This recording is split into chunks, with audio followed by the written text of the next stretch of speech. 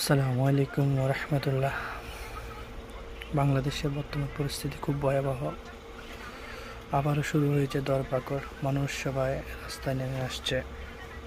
আবার টিভি চ্যানেলগুলো সরকারের পক্ষে সংবাদ উপস্থাপন করতেছে। শিক্ষার্থীরা ভাঙচুরে লিপ্ত হয়েছে, সাধারণ মানুষ ভাঙচুরে লিপ্ত হয়েছে এমন গুজব রটাচ্ছে।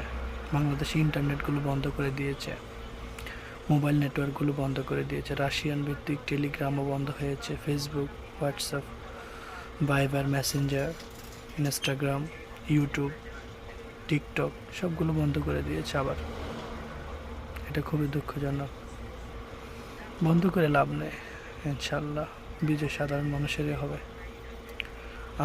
আন্তর্জাতিক চাপ ক্রমান্বয়ে বৃদ্ধি পাচ্ছে, বৈশ্বিক চাপ ক্রমান্বয়ে বৃদ্ধি পাচ্ছে। জাতিসংঘ থেকে চাপ আসতেছে, মার্কিন যুক্তরাষ্ট্র থেকে চাপ আসতেছে, যুক্তরাজ্য থেকে চাপ আসতেছে। ভারত সরকারের নিরপেক্ষ ভূমিকা পালন করতেছে। এই আন্দোলন একটা বাংলাদেশের অভ্যন্তরীণ বিষয় বলে তারা অভিহিত করেছে। তারা চায় সুষ্ঠু পরিবেশ ফিরে আসুক। এর অর্থ হচ্ছে আওয়ামী লীগ সরকার দৃঢ়ভাবে টিকে থাকুক। তারা চায় আওয়ামী লীগ সরকার টিকে থাকুক, এই জন্য তারা বাংলাদেশ বিনিয়োগ করতেছে, সর্বশক্তি প্রয়োগ করতেছে আওয়ামী লীগের দ্বারা। বিষয়টা হচ্ছে বাংলাদেশে যে বর্তমান অবস্থা, মানুষের একটাই চাওয়া, এতগুলো প্রাণ চলে গেছে, শিক্ষার্থীদের প্রাণ চলে গেছে, সাধারণ মানুষের প্রাণ চলে গেছে। এটা সুষ্ঠু তদন্ত, আন্তর্জাতিকভাবে এটা একটা তদন্ত বিচার চায় মানুষ, সাধারণ মানুষ। সেটার জন্য আন্দোলন হচ্ছে। সাথে সাথে সরকারের পদত্যাগ চায় না। মানুষ বুঝে গিয়েছে যে এই সরকার আসলে খুনি সরকার, মাফিয়া সরকার। মানুষের মঙ্গল চায় না, ভালোবাসা চায় না। এই সরকার মানুষের জন্য কাজ করবে না, আর এটা স্পষ্ট হয়েছে।